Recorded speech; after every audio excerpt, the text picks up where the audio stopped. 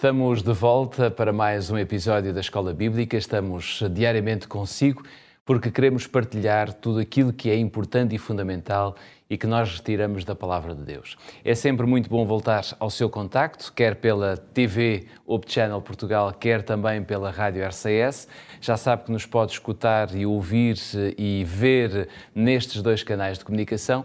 E para me ajudar, digamos que na conversa sobre aquilo que está escrito no livro de Romanos, nós temos sempre a companhia amiga do pastor Pedro Esteves. Olá, Pedro. Obrigado por estares connosco. Nós começamos sempre com o sumário. Hoje o sumário diz o quê? Vamos hoje tentar perceber que, mais uma vez, aliás, continuando a nossa reflexão, que o esforço para uma pessoa se salvar através das obras, ao contrário do que poderíamos imaginar, o que podemos compreender é que é o meio mais eficaz para uma vida de pecado, na verdade. Se tiver a sua Bíblia consigo, pode abrir em Gálatas capítulo 3, versículo 21. Se não, acompanhe a leitura que aparece no nosso quadro e que diz o seguinte: logo a lei é contra as promessas de Deus de nenhuma sorte. Porque se dada fosse uma lei que pudesse vivificar, a justiça na verdade teria sido pela lei. Isto está escrito, como lhe disse, em Gálatas capítulo 3, versículo 21.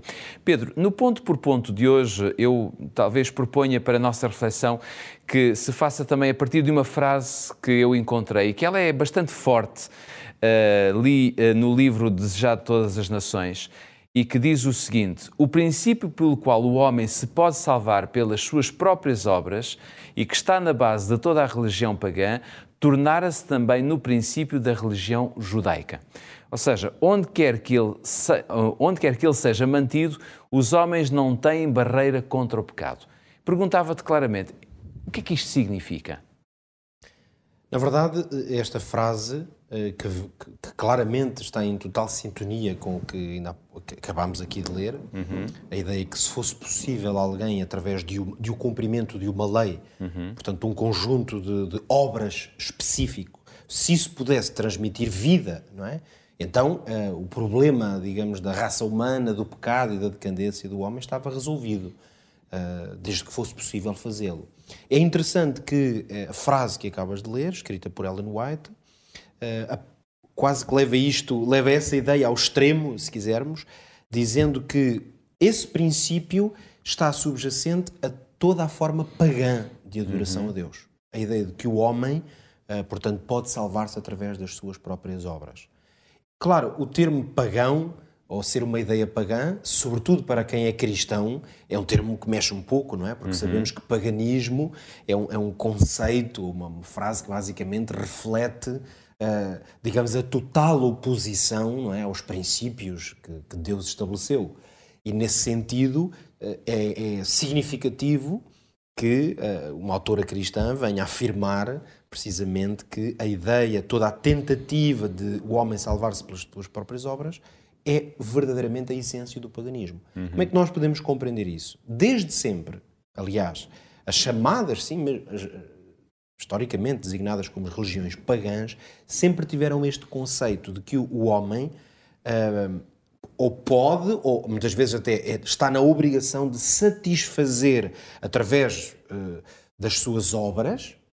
Isso pode manifestar-se de várias maneiras, mas satisfazer, em alguns casos até apaziguar a ira de Deus, não é? Ou tentar ganhar o favor divino através de ações concretas.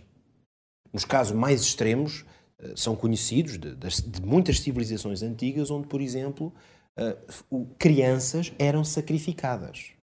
Outras, que não sendo as próprias crianças, os pais sacrificando os seus filhos, são conhecidos civilizações, designadas pagãs, precisamente que devido sempre a esta concepção de Deus, portanto, muitas vezes até como uma forma de explicar a realidade natural, aliás, não é? E tentar mudar as condições naturais. Nós sabemos que muitas religiões pagãs, por exemplo, se há muito tempo não chovia, não é? Havia uma seca extrema e havia uma necessidade de mudar essa circunstância natural, a compreensão era que Deus, de alguma maneira, devia estar extremamente aborrecido com alguma coisa, e então a ideia era, vamos ter que cumprir aqui alguma coisa que seja uma tentativa de acalmar Deus, ou apaziguá-lo, ou fazer com que ele tenha uma ação diferente. E aí vamos encontrar povos com sacrifícios de pessoas, de escravos, ok, ou outras formas, esses são os casos mais extremos, mas também outras formas, nós vamos encontrar, se calhar já mais próximos de nós, mas em religiões também antigas, ou mesmo no tempo recente, vamos encontrar outras formas de ritualização, obrigação de cumprimento de rituais. Noutras grandes religiões vamos encontrar a obrigação de peregrinações. Ou seja, estamos a falar de... O conceito é sempre de atos muito concretos, muitas vezes associados ao sacrifício pessoal. Ou seja, a ideia de que se eu me mutilar ou sacrificar bastante a mim ou a alguém, que isso vai colocar-me, digamos, vai servir uma espécie de ponte entre a pessoa e entre Deus. Portanto, qual é o ponto comum, no fundo, entre todas estas ideias a que nós estamos a chamar, tal como na frase que aqui lemos, a ideia de um paganismo? É a ideia de que o homem tem a necessidade de fazer alguma coisa para se colocar na condição de receber a bênção de Deus. Ok? E essa bênção, portanto, está diretamente associada àquilo que o homem faz.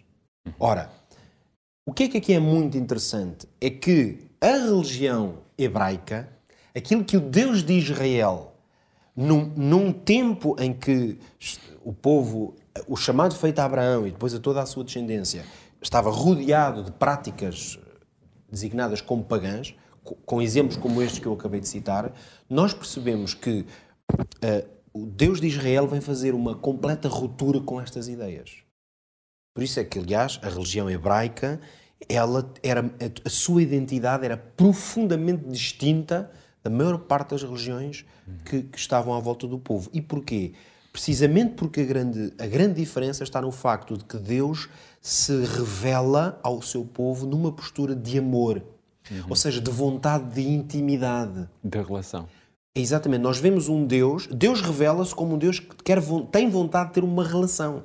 Portanto, quando nós vemos Deus a chamar Abraão, nós encontramos essencialmente um ato relacional.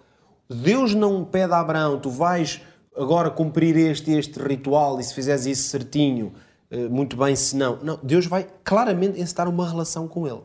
Claro. Nessa relação, e nós vamos encontrar, por exemplo, muitas mensagens através dos profetas. Curiosamente, mensagens em momentos em que o povo até se encontrava, por exemplo, afastado de Deus, fora da lealdade a Deus. Muitas vezes, lá está, em ligação com povos pagãos, ligando-se a eles das mais diversas formas, fosse através de casamentos, fosse através de práticas idólatras. O que é que vamos encontrar? Deus com mensagens ao seu povo, muitas vezes numa linguagem do tipo... em parábolas ou imagens a dizer eu, vosso Deus, sou como um marido que foi abandonado pela esposa. Ou seja, uma ligação de reconciliação. Voltem para mim, não é? Voltem para o marido.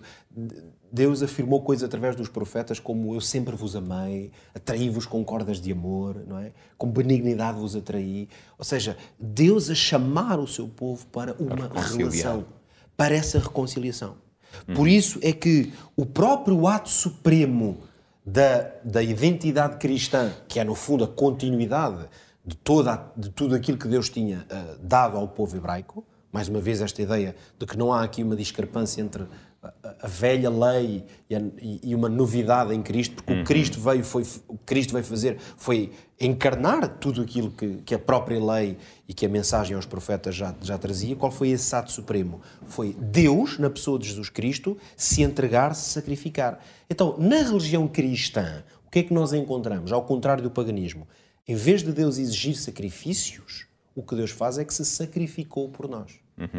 Por isso é que nós podemos dizer que, talvez pudéssemos colocar aqui no nosso quadro uma pequena ideia final de que o paganismo, nesta definição, é igual a quê? Ao egoísmo. É quando eu faço uma coisa, na verdade eu sou egoísta. Por isso é que podemos dizer que nem a lei, como dizia o apóstolo Paulo, pode vivificar, porque não é a tentativa de eu cumprir, seja o que for, que traz vida. Claro. Não é o meu sacrifício que vai promover vida espiritual. O sacrifício de Deus, que me ama e se entrega por mim, esse é que promove vida espiritual. 10 segundos para colocar tudo isto em prática. Sonde o seu coração, as suas intenções, veja onde é que no seu coração, tal como eu olho para o meu, pode existir egoísmo e como isso acabamos de ver é uma forma de paganismo, peça a Deus que o ajude a depender exclusivamente dele e não de si próprio. Fica aqui o nosso conselho. Espero sinceramente que este conselho possa ser útil neste dia e que Deus o possa abençoar. Nós voltamos no nosso próximo episódio. Até lá.